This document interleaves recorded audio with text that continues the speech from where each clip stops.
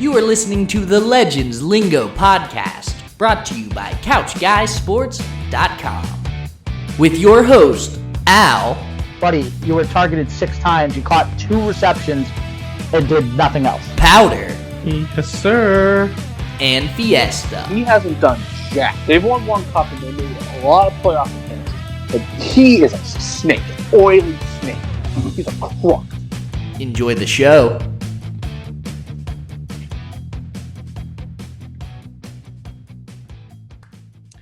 What's up, everybody, and welcome back to the Legends Lingo podcast, episode 94, the Ty Warren episode. I am your host, Al Nahigian, alongside, whether you're listening to this or whether you're watching us on YouTube, we do have Tom Satham Facette, a.k.a. our guy, Scoops, a.k.a. our guy, Angry Fee, a.k.a. High Noonie, a.k.a. Fiesta. Fee, what's up, buddy? I'm drinking a White Claw. I'm kind of pissed that I couldn't get High Noons today, so there's that. A little angry, but overall happy. I mean, it's a Tuesday. You have tomorrow off. Thank you to our veterans for their service. So, I mean, we'll get into it tonight. So there's going to be a test. So Fiesta has White Claws. He was mad. Now he's happy. And it's just going to be a roller coaster. The test is going to be next week, so you better be studying, fans. We also have Powder at the bottom. Powder, what's up?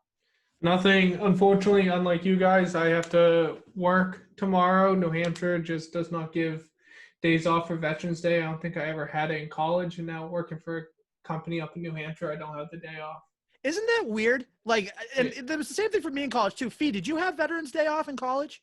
I mean, I went to Fitchburg State, so yeah. Okay. See, I went to Gordon College, and we didn't have Veterans Day off, which was so weird. I know. It was so weird. I never understood it. Like a non, like, you know what? I'm not. No, I know. I listen. listen. Like New Hampshire, live free and die to honor, like, I know. have all work off. Like, have all. Yeah. If we have any veterans that are listening to this podcast, we thank you for your service. We salute you, and we cannot live without the sacrifices and everything that you've made for us in this country. So thank you very much for that. We do have a ton to talk about tonight. We got some Patriots news. The Patriots won a game finally, but was it the right thing to do? Who knows? We'll talk about that. The Boston Red Sox have some exciting news coming, and that's the first time we've said that in about, a year. And we also have the Celtics, a little bit of tidbit, a little bit of trade talk, maybe even some draft talk. We'll see. But first, we are going to get into the roll call. So for the roll call this week, Pittsburgh Steelers quarterback Ben Roethlisberger has unfortunately been placed on the COVID-19 list. However, the team says he should still be available for Sunday's game against the Cincinnati Bengals. The Atlanta Falcons made a move and released former first-round pick Takk McKinley. There has been some awards that have been given out in the MLB, one of them being the AL Manager of the Year. No surprise. It is Kevin Cash of the Tampa Bay Rays, as he led the Rays to the World Series before losing in 6 games to the Los Angeles Dodgers. Newly hired Chicago White Sox manager Tony La Russa has been charged with a DUI. According to the team knew about the DUI before they made the hiring official. And finally, a little bit of sad news for all Boston sports fans. Celtics legend, coach, player, broadcaster Tommy Heinsohn has passed away at the age of 86. Tommy Heinsohn will be missed for his signature calls, such as the little guy, and just talking about a whole bunch of other stuff. So RIP to the legend that is Tommy Heinsohn. That's going to do it for our roll call. Before we get into everything else, guys, it's the fall, right? Yep. Mm-hmm. It's time to make sure that everything's taken care of, correct? Yep. So like we just said, autumn's in the air, and our friends at Manscaped are here to make sure that you don't carve your pumpkins when you're grooming. And by pumpkins, we mean, well, the boys downstairs. In fact, Manscaped is on a mission to change the way that you approach taking care of those boys. And guess what, guys? I got great news. Not only are their products in the U.S., but they're also in the U.K., Canada, and Australia. Manscaped is expanding worldwide.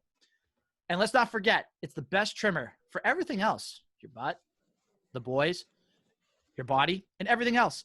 The Lawnmower 3.0 trimmer offers a replaceable ceramic blade with advanced skin-safe technology, which helps reduce grooming accidents. They also have their new Weed Whacker, which is their ear and nose hair trimmer, which uses the same skin-safe technology when you're trimming those delicate nose hairs of yours, especially if you try to cut them like, cough, Nick Qualia tries to do. That's just gross, and that's just weird. So don't do that. use the Weed Whacker. There also is the crop care kit that involves the crop preserver ball deodorant, which, again, everybody knows that pumpkin spice lattes and this deodorant, they go hand in hand. It's like peanut butter and jelly. You just can't have one without the other. There's also the Crop Cleanser Body Wash, which is a full body wash that you can use also on your hair. I've emphasized this week after week. Use it. Powder uses it to have his hair look good. Fiesta uses it to make his hair look good. And that's why we all have good-looking hair, and that's why you're watching it on this YouTube version of our show. There's also the Crop Mop Ball Wipes. You never know when there's an opportunity that strikes that you should always, kind of be prepared. Also, Thanksgiving's right around the corner. You don't want it to stink when you're sitting around eating turkey and stuffing and whatever else at dinner.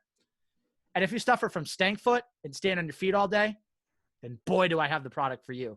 We have the Foot Duster Foot Deodorant, which is a free gift, which uses cooling tea tree oil, which offers a pleasant experience for the stinkiest feet and allows you to take your shoes off in confidence. That's big for me because playing baseball, as you guys know, the cleats are going to smell. And you need to make sure that your feet are always smelling good and not smelling like, you just played 7 innings. The Manscaped Refined Cologne is a cost-effective way to clean and be fresh for your date, smelling clean, looking fresh. Make sure you look good for that date. Fiesta, I know you got a date coming up, so you might want to use some of that cologne, bud. The Crop Cleanser Hair and Body Wash was designed with aloe vera and sea salt to leave your skin clean, fresh, moisturized, and reinvigorated. These formulations are all vegan, cruelty-free, dye-free, sulfate-free, and paraben-free, so you know your manhood is in good hands. Get 20% off and free shipping at manscaped.com with the code LLP. Again, that's 20% off with free shipping. At manscaped.com, use that promo code LLP and make your boys a priority this fall. Okay, into the actual show. There's a lot to talk about, and I mean a lot to talk about. Let's start on a little bit of a positive note. The New England Patriots won a game. I know, in 2020, that's hard to believe, but the New England Patriots actually won a game. So they played on Monday night against the New York Jets in New York. And it was a game that it shouldn't have been close. This is a game where in 2020, yes, it's going to be close, but ordinarily the Patriots mop the floor with the Jets, but that wasn't the case. Joe Flacco in the first half looked like his 2012 MVP Super Bowl winning self, which was amazing. The Patriots were down 20-10 at the half. They were down 27-17 before they made their comeback. What was amazing to me in this game, in the fourth quarter, and I'm sure you both know this, you know how many plays the Jets ran in the fourth quarter? 4 plays. 4 plays. So there was the one play where Flacco threw a deep interception to J.C. Jackson. 4th game in a row, by the way, for him with an interception. So that man's going to get paid this offseason. And then the next time the Jets got the ball was with a chance to win the game, and then they go 3-0. So the Jets are being the classic Jets. They tanked. They're now 0-9. Patriots improved to 3-5. And again, it's just a case where I guess you're happy they win the game because you're a fan. You want to see your teams win. But at the same time, this might have been the year where, you just say, forget it. Just tank for Trevor Lawrence, maybe even Justin Fields from Ohio State. But now you're 3-5. And then next week you got Baltimore. And if you somehow win that game, then you start to get away from that tanking. And you're like, you may have to take a shot at the playoffs. I mean, I don't know. We're going to get into the Ravens game. I am going to say one more thing, then I'll let you guys have the floor. I'm happy for Nick Folk. 50-yard field goal to win it at the buzzer. That was kind of a nice moment. I'm not going to lie. Especially for everything that Nick Folk went through last year. And then he just boots one right through the uprights from 50 to win it. That was a cool moment. And I know. Patriots are 3-5. Like, I get there's people out there that say tank, tank, tank. I get it. But in that moment, yes, Fiesta, we know that's going to be you in a second. You'll have your time. It was nice to see a win. But, again, it was a meh kind of win. It's like, you won, but did you really win? So those are my thoughts just overall in the game. Fiesta, you had the facial expression. I know you've been dying to talk about this. Go first. I can go first. Powder, you want to go first? Or you want Fiesta to go first? I'll just make it quick so then Fiesta can have his time. So I just think that there were some bright spots with the Patriots. It looked like Cam was throwing the ball a little bit better. after he was finding some receivers and looking a little bit more comfortable. There are definitely some passes where he's off balance. You could tell they were just not good passes, but I feel like the ball looked a little crisper out of his hands. And it's just like Al, you said, it was good to get a win and good to see the Patriots play pretty well. Obviously, it was a lot closer than we all thought it would be, but again, a win is a win, but this year maybe, like you said, it might not be a good win because we'll see what they want to do in the offseason with the draft and everything. So hopefully this doesn't kill their chances at getting a good quarterback. We'll see. And before Fee goes, I just want to say one more thing really quick. Josh McDaniels said before the game they were going to try something new with Cam. And I think it was very evident. And I want to see if Fiesta says it, but I got my thought in my head. So, by the way, viewer discretion advised with this upcoming opinion from Tom Statham Facette. Fiesta, go ahead, bud. I'll say this.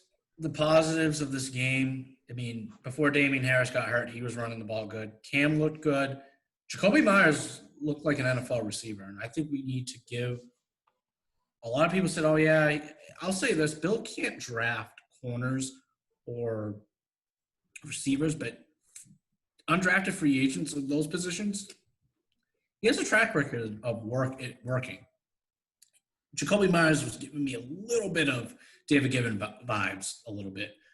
That being said, I was disappointed last night. I mean, if the Patriots won by 2 or 3 touchdowns, I would have been like, okay, that's what they're supposed to do. Even into how bad the Jets are, you were down by 10 points heading into the fourth quarter against the Jets. If they had lost, I'm going to throw the stat because they do like this, like, how the NBA does it with the draft order. They do it with the NFL. On NFL GM, like the same thing with it. Right. If the Patriots lost, it would have been between 5 and 7 in the draft order. That would have put you smack dab in the middle of everything. Literally, you could have traded. Literally, you probably would have knocked the Jets out of an opportunity to draft Trevor Lawrence. So it's not even just you getting involved, but the Jaguars would be in better position. So there's that. So the prospects that Trevor Lawrence being in the AFC East for 15 years and not being with you is pretty good. And Florida doesn't need another good quarterback. No. I'm saying he's going to be with the Jets. So, I mean, it's a foregone. No. I know. I'm saying if the Jaguars had the chance. So I know what you mean. So I look at it that way. I see that's like that. But also, like, if you got the top 10 pick, and say 5 between 5 and 8, you're open to everything. I mean, there would be more options, especially if you were going to reload anyway. I look at it that way as like, damn, that's kind of disappointing. And I know the Patriots had 3 roadmaps to begin the season with anyway on how they were going to handle the post-Tom Brady era. Either they're going to be kind of like the Steelers, compete every year, have some 9 and 7 years, some 8 years, and do kind of that, and have some good years, win a championship or 2 in a 30-year span. Go to a couple Super Bowls, like we would be lucky. Or they would be like the Cowboys, be mediocre, just flat out mediocre, or like the 49ers and just stink for a long time. Well, I think they already kind of proven that they're not going to be like the 49ers. They're going to be more in between the Steelers and how the Cowboys have been after their dynasties runs or their championship runs. And to be honest, that kind of scares me because you had an opportunity to be in the top 10 in the draft because there's going to be 5 quarterbacks that are probably going to go in the top 15, top 12. You're 13th in the draft order now. And there are some promising players, but again, you struggled to beat the Jets. That's a bad sign. That's a really bad sign. Again, there were some positives, but it's just, again, I don't know how you feel after this win. And I mentioned, if you saw my tweets, again, I said they were in purgatory. They kind of are, and I did mention this morning, and I know that Powder liked it, and I want to point that out. I'm going to call this right now, and I don't feel comfortable doing this. They're going to bring back Jimmy Garoppolo, and they're going to load up. Bill's stubborn like that. I just have a feeling now. Just like it scares me. And I'm going to be grateful for a 10-6, 12-4 Patriot team under Garoppolo, however long it is, but they won't be good enough to win the Super Bowl. They'll get slaughtered by Kansas City every time. And that win kind of just prove that point. It's like you could have had more options and some doors closed on that. So I feel I'm mixed. I should be happy the Patriots won, but at the same time, I'm kind of disappointed. So that's just my opinion. No, and I think a lot of fans are in the same boat as you. I think that a lot of people, and I saw a lot of people, different people on Twitter saying the same thing. Just embrace the tank. If you're going to suck, just suck. If you're going to do this full tilt. And it's just like, okay, yeah, I mean, you're like, let's just face it. You're not going to be as bad as the Jets. You're not going to be as bad as the Giants. You're not going to be as bad as the Jaguars. You can try, but you have some talent there. There is a little bit of talent on both sides. And then next year, Donta Hightower comes back. Patrick Chung comes back. Automatically, your defense improves a little bit. The guys that you have, the young guys right now, like Josh Uche, who's the kid from Alabama they drafted? Anthony Jennings. Yeah, Anthony Jennings. So you have those pieces in place for next year. But for this year, yes, I see what you're saying. And in a sense, I agree with you. It's like if you're just going to tank, throw yourself in a position where you can utilize the array of talent that's going to be coming out of this draft class and improve. So I'll just add on this quickly. It's like, I mean, the game plan was either you're going to keep Cam, which, I mean, he's starting to finally grasp the offense. So it's like, I mean, Buffalo and this week, I mean, they actually passed pretty good. I mean, there was some throws. Still the footwork's a little that, but passed it okay yesterday, pretty above average. I just look at it this way, like, actually, Felder said it best, and I hate agreeing with Felder half the time. It, like, bugs me. But he said that now you're in this position, you should just try to find a path and, like, compete. It's like how the football gods are going to reward you in the end. Maybe they do get lucky with one of the quarterbacks that fall in the first round. You get lucky that way. You go get a Jimmy G or even a Sam Darnold, because that report by Schefter said a second and a fifth. I'm sorry, if Sam Darnold's the offer that they want is a second and a fifth, I'm sorry, Patriots fans, I'm paying that price. A 23-year-old quarterback that has horrible coaching, I'd rather take Bill Belichick, who's a way better coach, to coach him up. Anyways, it feels like you're in purgatory. And I mean, you're going to load up your roster, but unless you figure out the long-term solution at quarterback, and hopefully they have to do it this offseason. There's no question. And I think that became evident yesterday. It's just like you have to figure out if you want Cam mentoring the next guy or if you want to bring in the next guy and then draft somebody. It's like that. Patter had something to say. No, I'm just agreeing with what you say. I just think the Patriots, like you say, are in purgatory, and they either need to figure out if they want to draft someone and get that pick that guy can start right away, or draft someone who they can develop a year or two so then he can really find the offense and understand it. So then a year or two, the Patriots can compete with that quarterback. So, but I'll just say this again, like I mentioned earlier. I think it's going to be Jimmy G that's going to come in here. Bill's stubborn like that. He wants to load up for it. They're going to find a way to get him, and they're going to load up the roster. And we're going to talk about it. It's like, oh, they're going to be 11-5, and then we're going to say, well, what's their ceiling? Yeah. And again, that kind of feels like another team in Boston that does it all the time, and that kind of just annoys me. And I'm talking about the Bruins, so that's a little dig at Jeremy Jacobs. I had to do that for a little bit. But as if you don't dig at Jeremy Jacobs enough on this show. But I mean, that's what the Patriots are looking at. It's like either you can rebuild in a way that constructs, or you can just do it on the fly and be 11-5, but losing the divisional round or AFC Championship game. Well, we'll talk about it, but I mean, so if that's the future you want, I'm going to say this to Patriots fans that are watching, listening, if that's what you want, that's fine. I mean, I think they'll be fine with all of us. It's like, okay.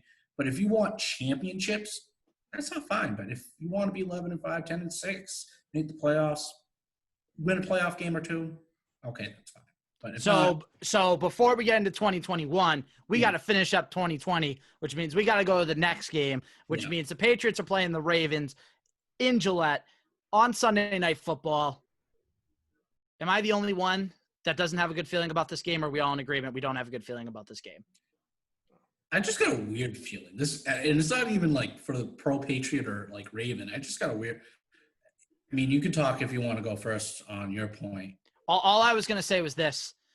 You have the mobile quarterback. You have the guy that a lot of people passed up on, and now he's proving to you that he belongs in this league, winning an MVP. I know he hasn't won a playoff game yet. Yes, I'm talking about Lamar Jackson.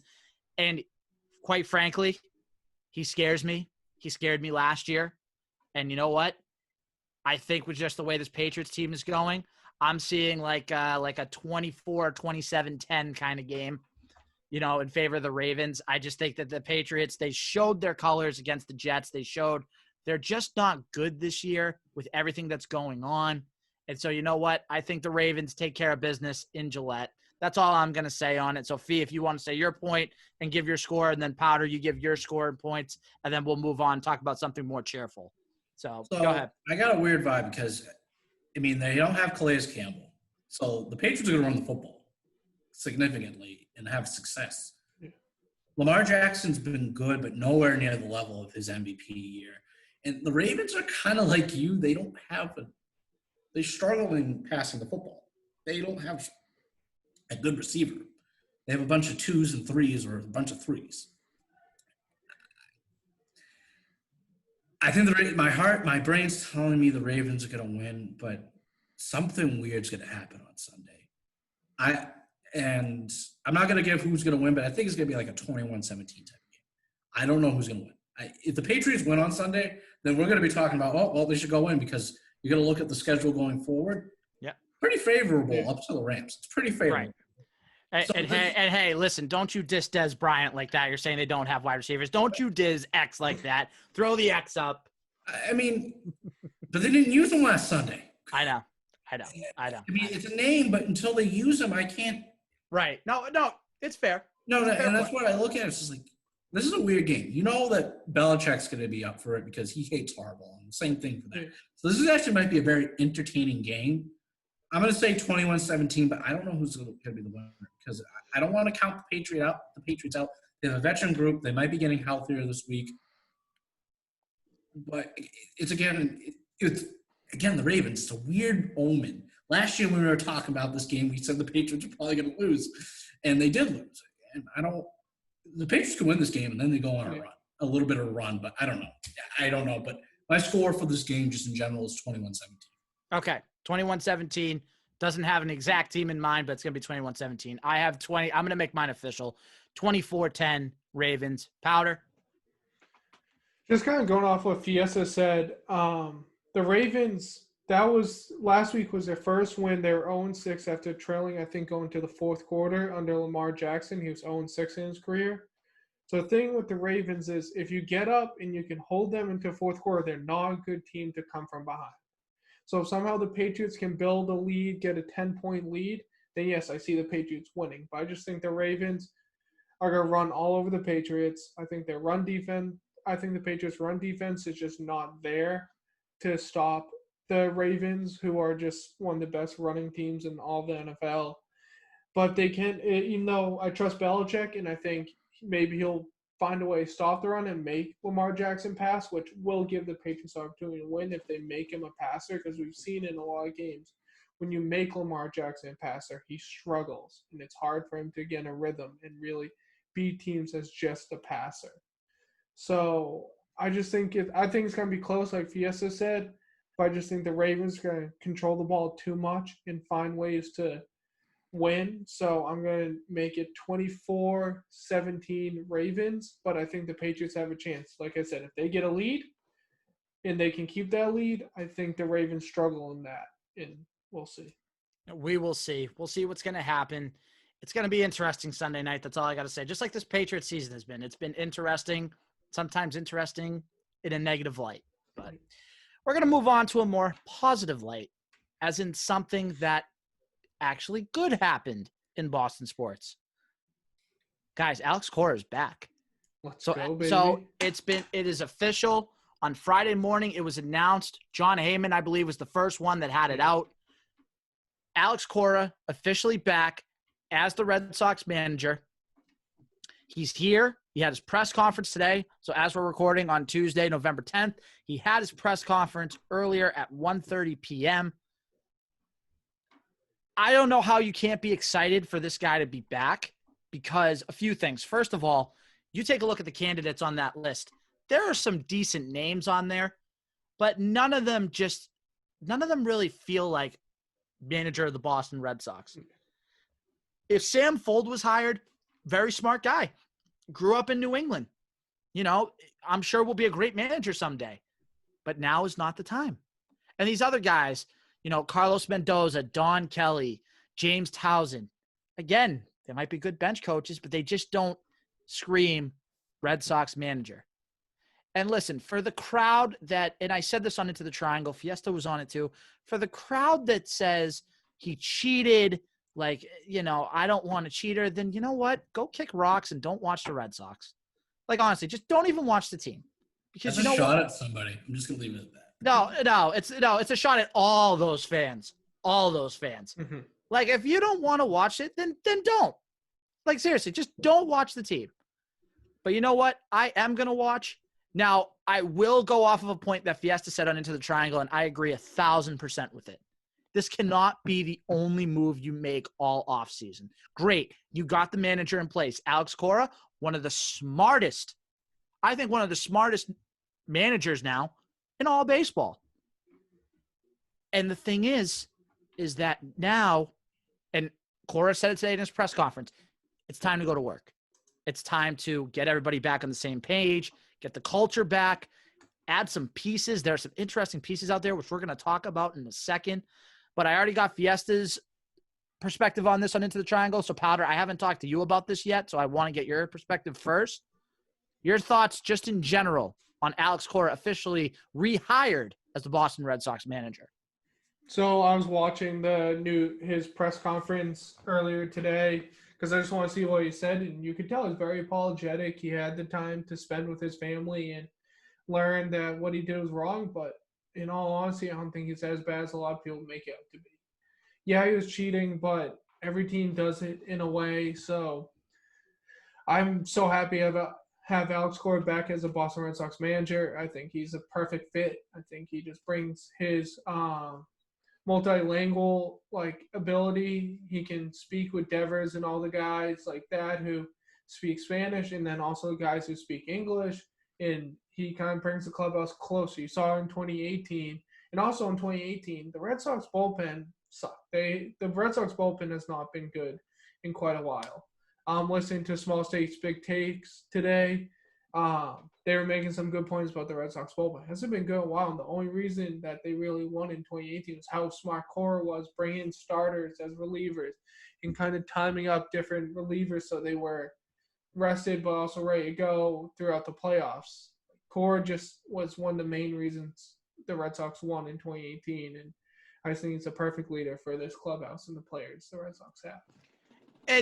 And just real quick before we get into Fiesta, again, and like you said, Powder, yeah, he may have cheated, but that was all in Houston. Yeah. Like, all the big stuff that happened was in Houston. When the accusations came out against the Red Sox and the investigation was done, nothing came out of it. Nothing. And for people that might say, what about Apple Watch? First of all, that was under John Farrell, so let's make sure we get our facts straight. And second of all, give me a break with the cheating thing. It's like resume to resume to resume to resume to resume. The 5 resumes, you put all 5 of them in front of me. You take away the names, and I see won a World Series, has managerial experience, played and everything. I'm taking that guy every time, whether or not his name is Alex Cora. Oh, yeah. So don't give me this, oh, we want integrity. Yeah, you want integrity? You also want turnover because, again, and I mentioned this before and I'm going to say it again, that would have been your 3rd manager in 3 years and your 4th manager in the last 5. Give me a break with that. Give me the consistency, please. Yeah. Fiesta. I mean, listen to Into the Triangle for my full take on this, but I'll just say this. Al's right. Powder's right. You do have one of the smartest managers in baseball back. You should be happy.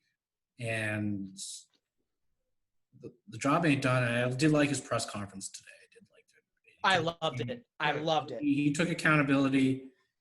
I will say, did you notice who wasn't there? I want to point that out. John Henry? Yeah. A little bit of a weasel move. You gotta hire the guy that cheated, allegedly. I mean, cheated. Stand up to the plate and talk about it. That's the only thing I have on that. I do think, and that was another dig at John Henry. I'm a little cranky today, so I'm just Cranky fee. But I mean, I'm happy with the hiring. I thought it was very good. But again, listen to Into the Triangle. I gave him way more detail. I'm giving you a shout out, Al. Come on, so gotta appreciate that. I do appreciate it. We always appreciate shout outs on all the podcasts on Couch Guy Sports, which we will talk about in a second. But anyways, yes, I think we're all in agreement. Alex Cora being back is great. But again, the job's not done. And this is something that I want to talk about. And we did this on Into the Triangle, so we're going to bring it here. One move that I want to hear powder. I do too. One move that we want to see the Red Sox make, that's a realistic move. Like, I know there was a report that came out by Heyman today that said the Red Sox at least won't pursue a trade this offseason for Francisco Lindor out of Cleveland. I do have a comment on that, but I'll wait. You can say it now. Go ahead. Say it now. I'll say this, like, if Lindor's available, and I mean this, like, in the slight, no offense to everybody that said, let's focus on pitching alone. You can do both. You're the Boston Red Sox. You should do both. If there's a prime player that wants to play with Alex Cora, figure it out.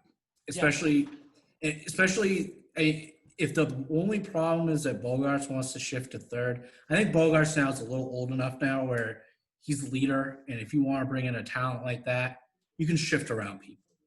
Especially if Francisco Lindor is available, figure it out. That's all I can say on that. Frankie Lindor and Fenway, hey, I don't hate it.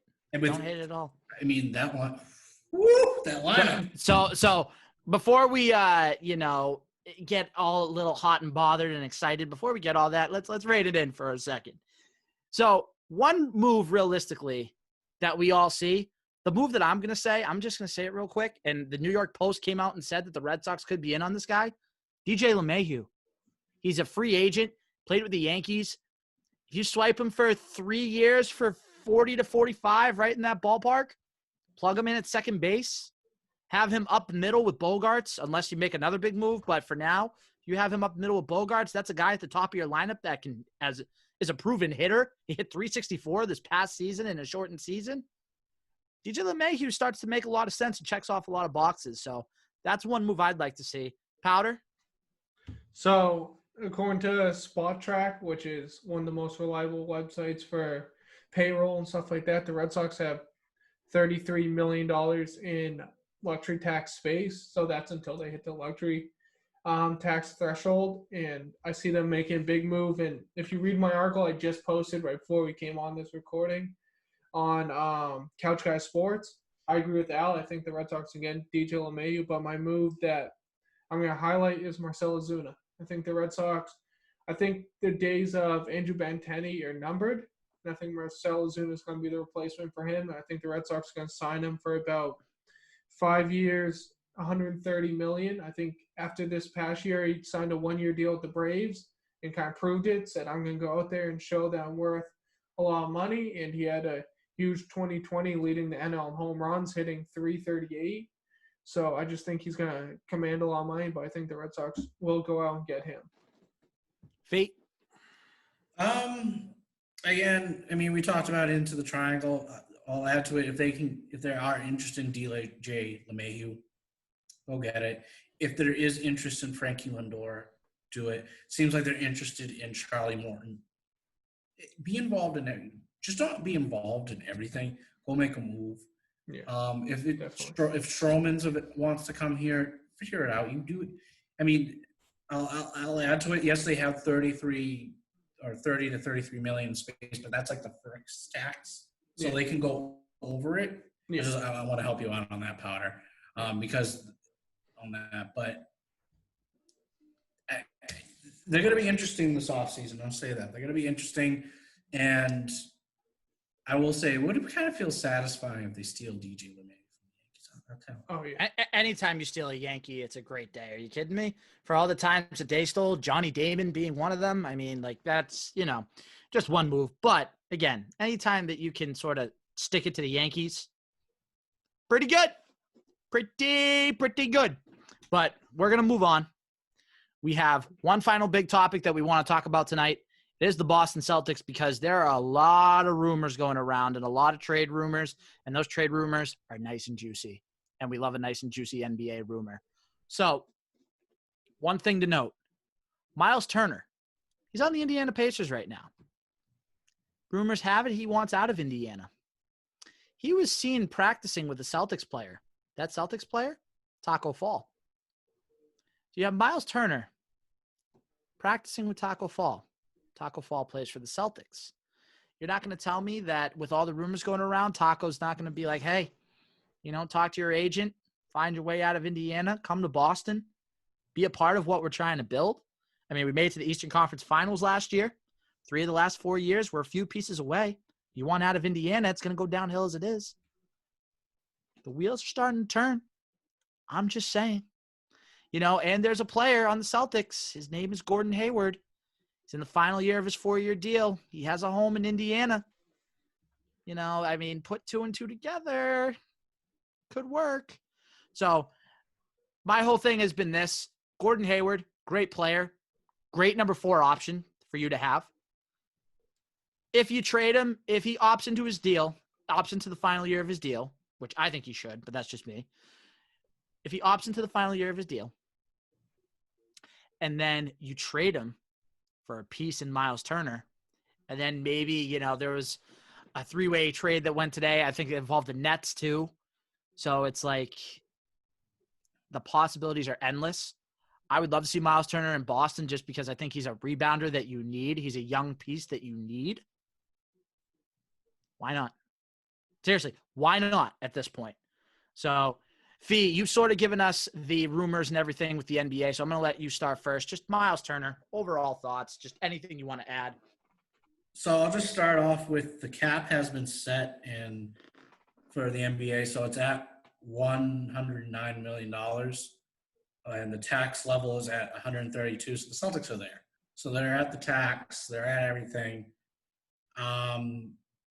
I will say this that could benefit the Celtics before answering your question. If Golden State Warriors use their 17.2 trade exemption and the revenue decrease by 30%, sorry for getting a little nerdy here, could save close to $50 million.